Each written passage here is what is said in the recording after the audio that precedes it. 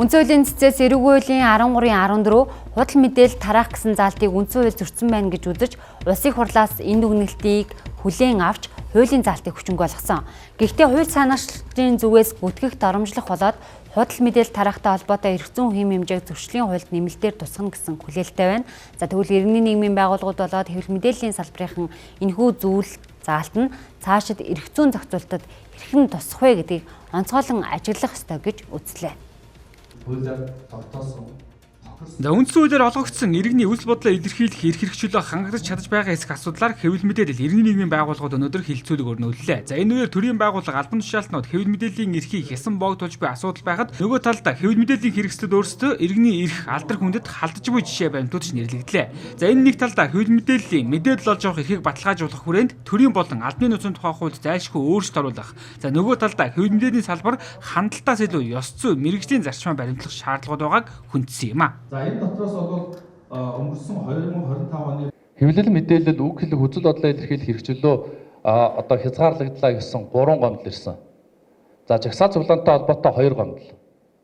Нийтдээ бол ингээд яг хэвлэл мэдээлэл талаас бол 5 гомдол ирчээд байтал иргэдээс сэтгүүлч хэвлэл мэдээллийн байгууллага бидний эрхийг зөрчлөө гэдэг гомдол санд бол 8 ирсэн байна. Тэгэхээр энэ дээр аль дээр нь бол Хүний эрхийн үндэсний комисс тодорхой одоо хууль заасан бүр эрхийн хүрээнд ажилдаг. Тэр иргэдээс ирж байгаа гомдлууд нь ямар агуулгатай байна вэ гэхээр сэтгүүлчин ёс зүйн асуудал. Сэтгүүлч ялгууртаа хандж байна. Шүүхээр эцэслэн гэмбуруутаанд тогтоогдоогүй байгаа асуудлыг бодит байдалд нийцэхгүйгээр хэвлэл мэдээллээр маш их цацж байна. Үүний улмаас хүний эрх чөлөөний байдал эрсдэл үүсэж байна гэдэг. байдалтай байна гэдэг. За түүнчлэн хилцүүлэг үеэр хөндөгдсөн бас нэг чухал асуудал нь гүтгэх доромжлогтой холбоотой заалтыг эрүүгийн хуулиас хассан ч бусад хууль тогтоомжид ямар байдлаар тусах вэ гэдэг асуудал байлаа. Тэгш эрхийн зарчмыг бол энэ өөрөө зөрчиж ирсэн.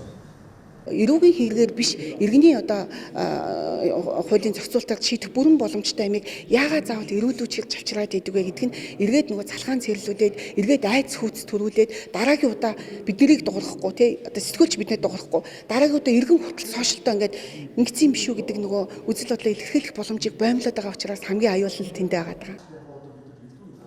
Зэмээс жирэх хаврын чуулганаар хилцэгдэх хуулийн цэцлүүдэд иргэний үйл бодлоо илэрхийлэх хэвлэл нийтлэх эрх хэрэгчлөө улам баталгаажих уу аль эсвэл эсрэгээр эрх чөлөөний индексэд улам бүр ухрах уу гэдгийг анхааран ажиглаж байна.